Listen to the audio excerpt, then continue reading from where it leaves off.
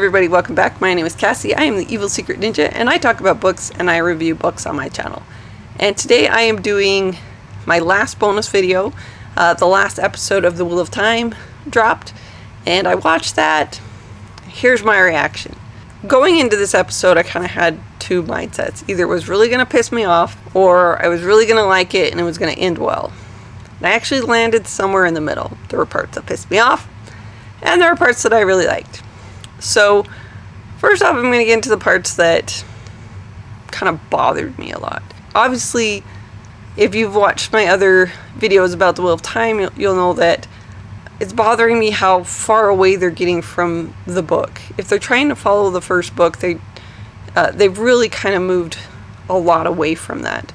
I realized that some of it was stuff that they needed to do, like they needed to have some of the part of the White Tower, because we kind of there needs to be some background for people who haven't read the series about what the White Tower is about.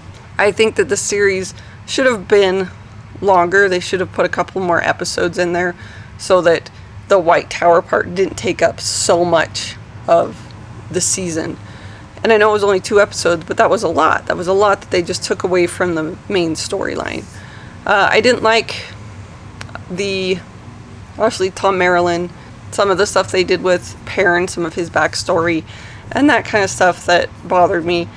In the end, though, the part at the Eye of the World did not go down that way in the book.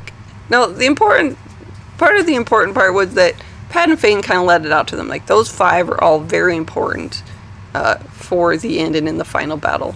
And the book did show a lot of, like, Mat's struggles at this point, which, if you've read the series, you know how it kind of all unfolds at the end.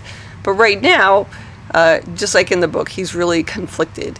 And we also saw Pat and Fane I felt like when they left Mat in back at the gate, there were things that he had done in the books when they were at the Eye of the World that obviously didn't happen. And then Rand left at the end, which he did that not in book 1, he did that in future books, and the little adventure that he goes on is quite interesting. So that means that they're going to kind of leave out a whole lot of that development and stuff in the second season, because Rand's going off to do his thing because he's afraid he's going to kill everyone. And yes, he had those fears in the book, but he didn't leave. He was kept going to leave, and he just didn't quite make it, which seemed to be part of the pattern that the wheel was weaving or whatever. So, like, based on the fact that Rand has left, finding out he's the Dragon Reborn, finding out that he can channel and that he's going to go crazy and kill everyone, and he has just taken off and left.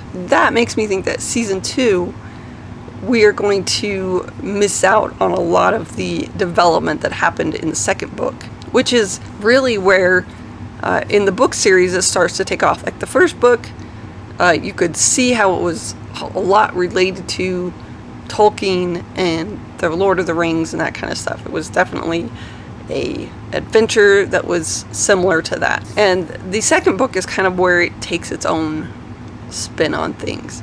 And so I'm concerned about how much they're going to be leaving out. And simply because Rand has left, and because I'm not sure what happened to Moiraine. Was she stealed, or was she just shielded in some way, which that didn't happen in the book either.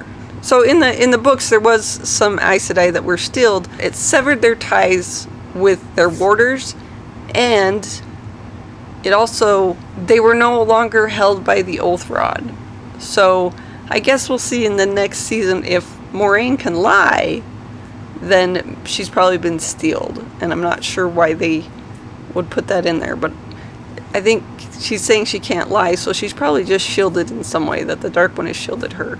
A lot more is happening with Moiraine than what happened with her in the book. Like, in the book, she was a much more part of it. Her using the One Power and getting them out of sticky situations was something that happened rather frequently, but this season she kind of spent a whole lot of time sick, and then now she's not able to use the One Power. I'm not sure where they're going with this. And it's pulling out enough away from the books that I'm concerned. So those are some of my concerns. And then my son brought up another one because me and my kids listened to the audiobook. And The audiobook wasn't our favorite. I don't know if it was the narrators or what, and I know that they're considered like these great narrators for fantasy, and they're the ones that everyone wants to have. But for whatever reason, it just didn't click with me and my kids. Like, I was fine with it because I read it several times, but I kind of struggled a little bit with the narration as well. So my kid brought up that in the book, there was a part where they were being chased out of this city, and everybody gets out of the gate except Moraine, and then she makes herself into a giant and then steps over the wall. And that never happened in the series. So and that was something I hadn't even thought about, but that was another thing that I absolutely missed out on, because it didn't happen in the series. So overall, I'm not absolutely pleased with the series. I'm not liking how it's wrapping up. The very end, where the Seachin come and we see the leashed ones, and obviously, like, if you haven't read the books, you don't know what those are. That was probably the coolest part, where they start the big tidal wave. So the Seachin are coming, and they're coming to do what they're going to do and cause more conflict, which also, I guess you saw a little bit of them in the second book. So I guess they're going to have them in the second book, or in the second season, and we're going to find out what they're all about. We haven't really got into the Aiel much. We saw Rand's mother die at Dragonmount, but we haven't got a whole lot into them, and that was fine. That did not, they were not really brought in the first book anyway, other than you knew Rand's mom had died at Dragonmount.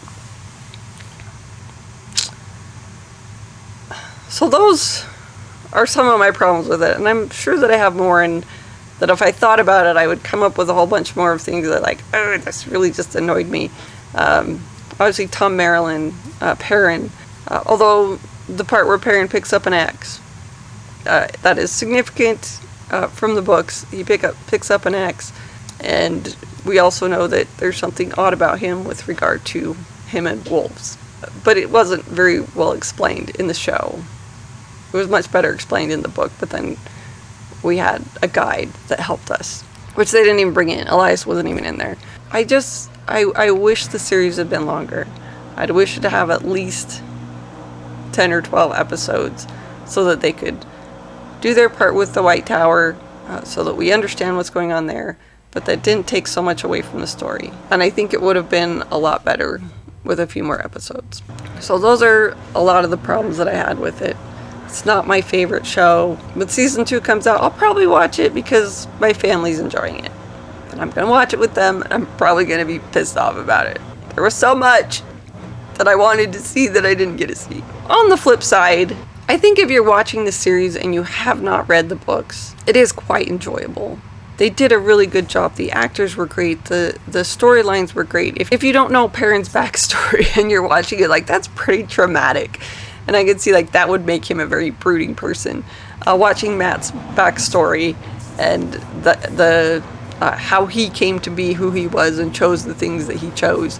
And it left him in a really bad place, which in the books he was also in a bad place, just in a different way. So Padan Fain, I love that character, and like, for a bad guy, he's one of the most, I'd love to hate him because he's a great character, but he's so bad. He's just nasty and mean and evil. And you saw that he has the ruby dagger. If you didn't miss it when he sheathed it, he had the ruby dagger, which means he either got the dagger after Moraine discarded it, or he also received one in Shadow Logoth, and I'm not sure how they're going to put that in the show, or how they're going to show that in the show. But all of the actors I've really liked. I've loved the costumes, even for the women, because they look like they're things that you would wear if you were going to go kick some butt, right? Go fight some Trollocs and stuff like that. I think the ones that are the most restricting, obviously Nynaeve's outfits seem to be the most restricting. The relationship between Nynaeve and Lan, I'm liking much better in the show. They're showing that a lot better. But also, like, in the book, like, Lan, he was not as open to the relationship, especially in the beginning. And in fact told her, like, I care about you, but I can never be with you because I have nothing to offer you but death. Death has been my whole life. that is my whole purpose, is to die in service of fighting the Dark One, and so I have nothing to offer you. I was actually kind of hoping for that scene to be in there, because that's how I roll when it goes to romance. So in some ways they made it a little bit too simple and easy. That the writers and the directors and everything and everyone that was involved in the product, like, they did a really good job. The show was really well made, and I could also tell that there was some involvement with people who do care about the show. They just kind of made their own artistic or creative liberties with it, and they were trying to make sure that even if you hadn't read the books, that you got something about the world that Robert Jordan created. So I thought that was pretty good. So like I said, I'm a little conflicted. I almost have to watch the show as if it's not the series that I love. And if I look at it like that, then it's much more enjoyable. And like I said, my family's loving it, but they're not as big a fan, and they even told me, like, Mom, I like that a lot better than the book. And I'm like, how could you like that better than the book? But I guess they didn't also have as much effort into reading the series as I did. Will I watch season 2? Probably. Am I liking the series? I'm teetering. I will probably watch season 2, because I think when it comes out, I think my family and I are gonna watch it together.